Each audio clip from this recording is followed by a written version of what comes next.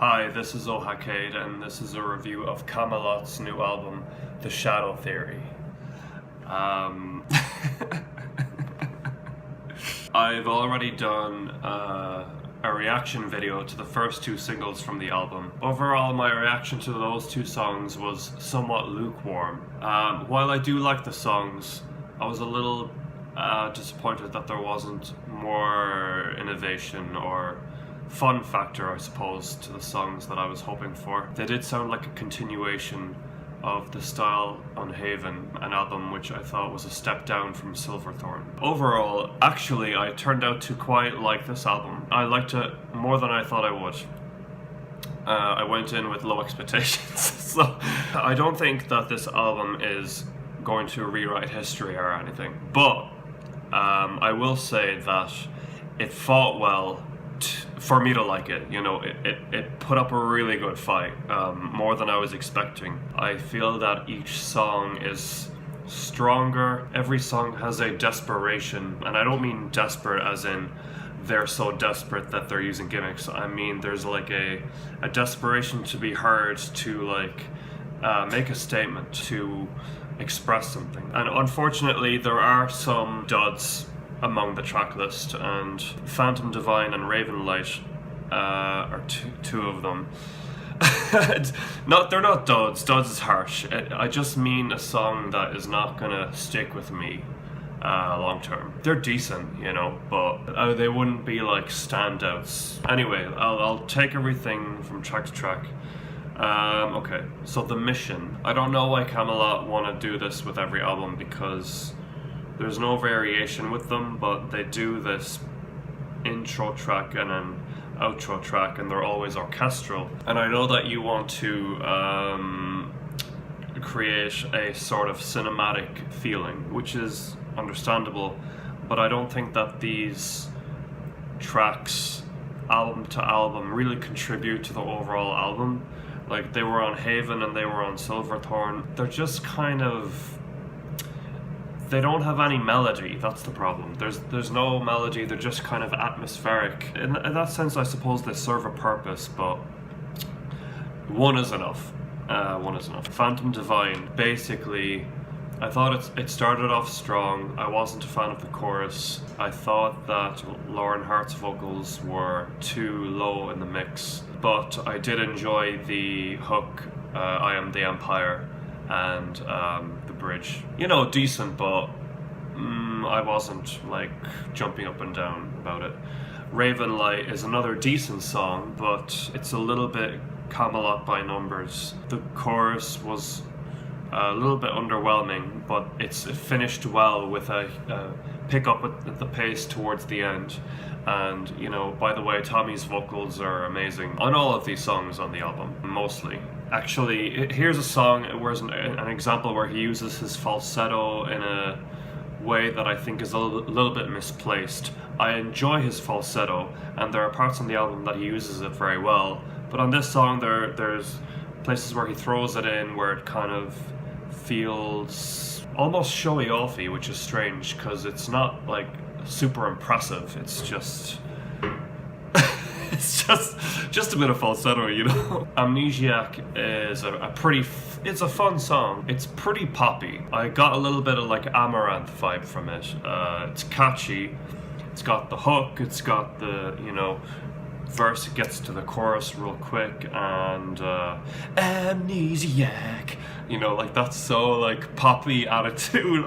It's funny. Like, I like it. It's just I didn't expect that from Kamelot, you know. There's something about this song that also reminds me of The Human Stain from Ghost Opera album. I guess maybe because they're both the third songs, and they have a kind of sort of heavily electronic vibe going for them too. But I would say this is also a decent song. It's probably a better one than the first two, but we still haven't gotten to the best song on the album, which is Burns to Embrace.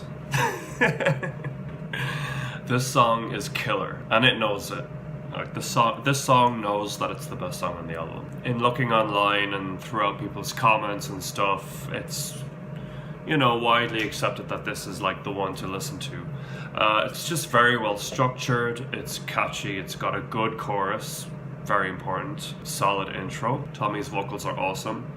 There's a really sweet guitar solo. Thomas Youngblood's solos on this album are outstanding. They are the best solos on a Kamelot record in a long time. I don't know what got into him, but he murders it on this album with his guitar solos.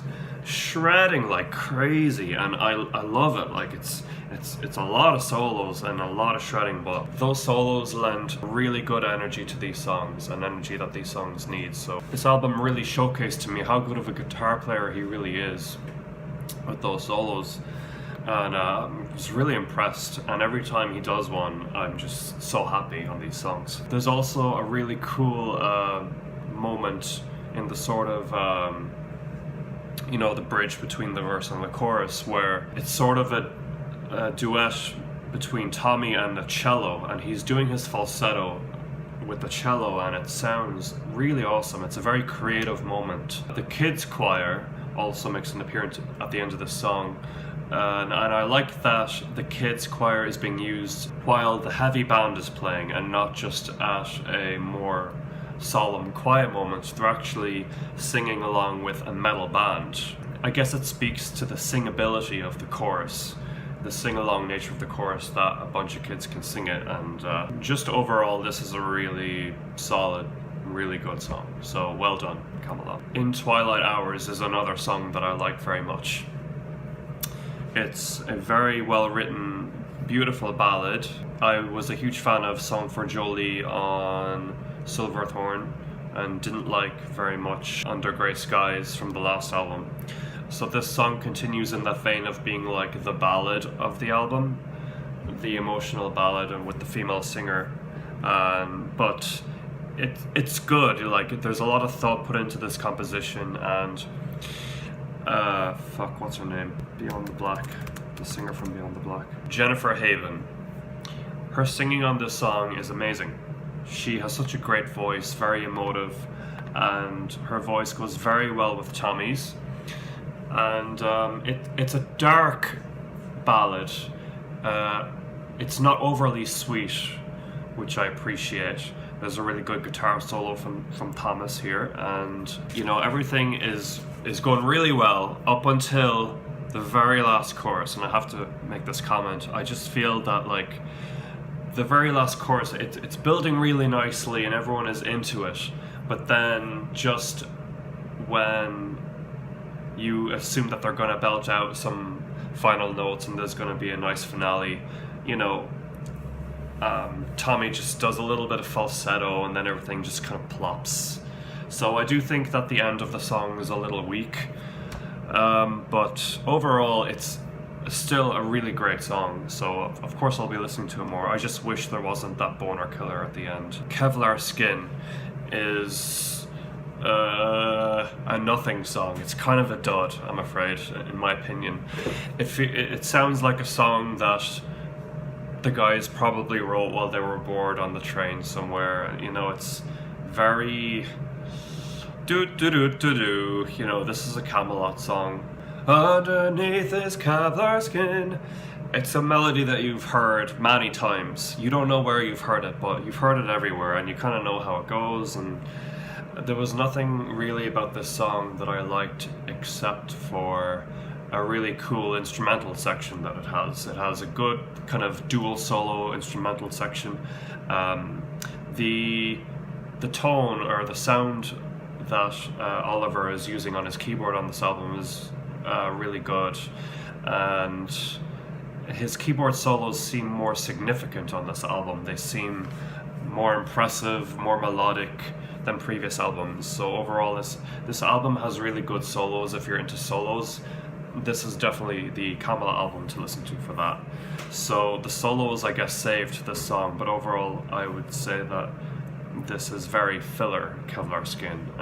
Static, good song, more along the lines of a pop ballad. I think that the hook in this chorus is sneakily good. I'm wondering how much this song has going for it really if it didn't have that hook in the chorus, which is so good.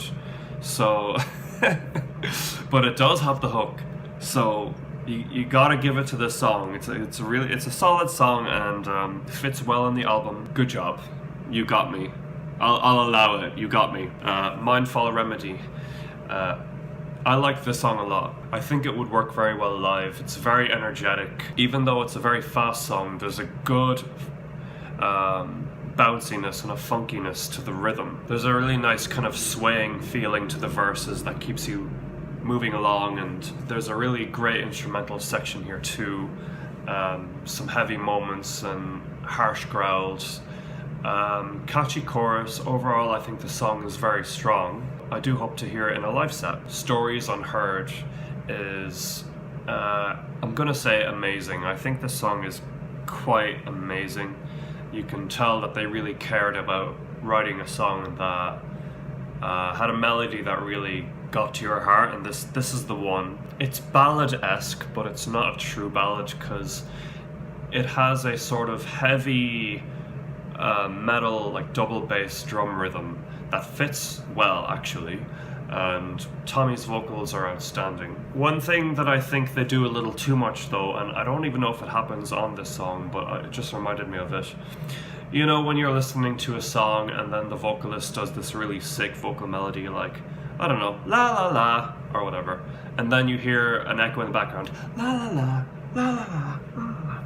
They do that constantly on this album, and it got a little bit on my nerves because sometimes you just want to appreciate that that moment in the moment without being reminded constantly that it was a good moment, you know. Anyway, Stories Unheard, one of the best songs on the album. It's really nice, and the lyrics are also really cool, so that's one that I can recommend as well. Vespertine, My Crimson Bride.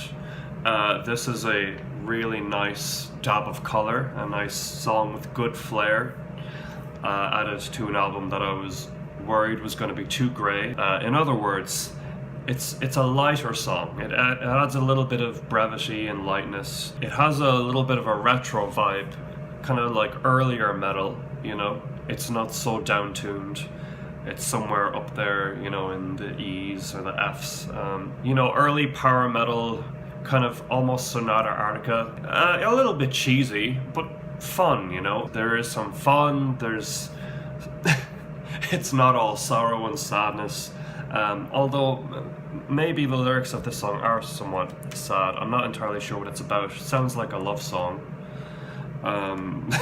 but I like it. It's fun. It's kind of like sing-along power metal. I'm sure it's going to be a hit live. Wasn't expecting something like this. It's good to get a song like this before we enter the final song, I'm going to say, of the album, The Proud and the Broken, which is a really strong finish. It's sort of classic Kamelot, but with added rage, I'm going to say. Added rage. There's an added... What I like about this song is that, you know, initially it seems kind of standard with its verse and its chorus, and they're decent, the verses and the chorus, but then it has constant structure changes, and there's quieter parts, and then there's a solo, and then there's another quiet part, and then there's two more solos, and I like that. I like how it kept me guessing. It was progressive in a way that kept me interested. Everything works very well, especially the solos, and you know, the main melody, and there's a nice sort of piano part too, subtle piano part in this song. Something that I really didn't expect and that I absolutely loved was a really heavy blast beat towards the end of the song, just like, yes, okay, good. Very strong finish to this album. Ministrium, Shadow Key. I kind of already expressed my opinion about this. It's cool, but unnecessary if you ask me. Ministrium, Shadow Key. Come on, man. But anyway, I'm happy with this album. I'm happy with it. It's a good addition to the Kamelot discography. It's a fun album to listen to. Tommy's vocals are extremely solid.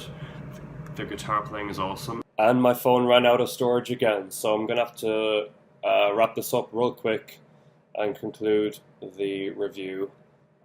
Good job, Kamelot. Good job. Fun album. A few duds.